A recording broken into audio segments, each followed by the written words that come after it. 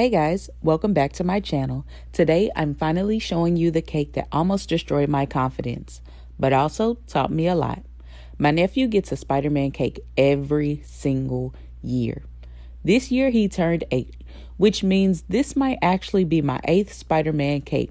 So yeah, I knew I couldn't just do a regular round cake or a simple design. I wanted to challenge myself and do something different.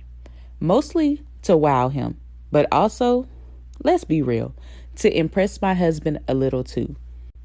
I went back and forth for a while on whether I should even attempt a full 3D figure cake. I'm comfortable with stacked cakes, but a full body with muscles and proportions, that's a whole different level. Okay, let's talk structure for a second, because this part is so important. I built the internal support with a PVC pipe and a PVC fitting, glued everything together with E6000, and then wrapped it in aluminum tape. That gave me a simple, sturdy base that did exactly what I needed. I found a cake similar, made a poster out of it on a poster website, sized it to match my cake, printed it out, and used it as my guide. That outline became my reference the entire time, especially for muscle placement and proportions. The styrofoam head I used way too long in the neck. I kept checking as I went and ended up trimming it so it fit better with the body. It wasn't perfect, but making adjustments as I went made everything line up so much better. For the cake itself, I started with 2 half-sheet cakes and split them in half horizontally, so I'd have more layers to work with. At this stage, I wasn't worried about perfection. I just needed mass, enough cake to carve and shape without losing structure. I stacked the layers, and in between, I literally pieced it together like a puzzle. Full layers, scraps, trimmed edges, nothing went to waste.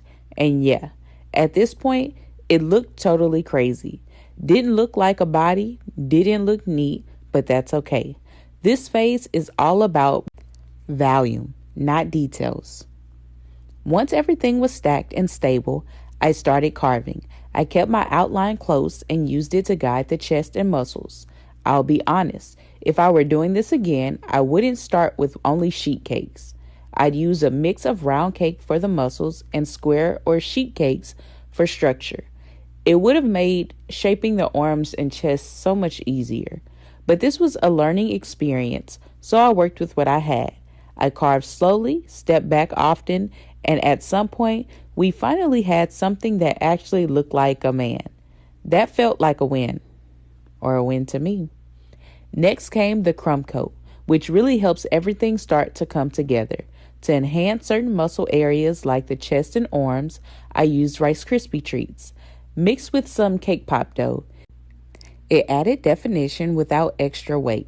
I attached those with buttercream, smoothed it out as best as I could, and then popped the cake in the fridge to chill. For a sculpted cake, that step is crucial. You want it firm before moving on. Now, fondant. I'm not a fondant expert. I can work with it, but I don't claim perfection. I rolled it out and applied it in sections, not trying to cover the whole cake at once. Puzzle pieces again. Some areas were smooth, some lumpy, but I didn't panic. I used a steamer to soften and smooth certain spots. That thing saved me. It made the cake shiny, but after sitting in the fridge, it went back to matte. So, no worries. After the fondant set, I lightly sketched the Spider-Man web lines directly onto the cake. I went slow because once you start painting, there's no erasing. I traced the lines with edible paint, and at this point, we had what I like to call a great value Spider-Man. The shape was there, the design was there, but it still needed a little something to pull it all together. That's where the spray gun came in. I added shading and depth using darker tones to really make the muscles and webbing pop. Suddenly, the cake looked intentional. The lumps disappeared visually, the details popped, and it finally started to feel like Spider-Man.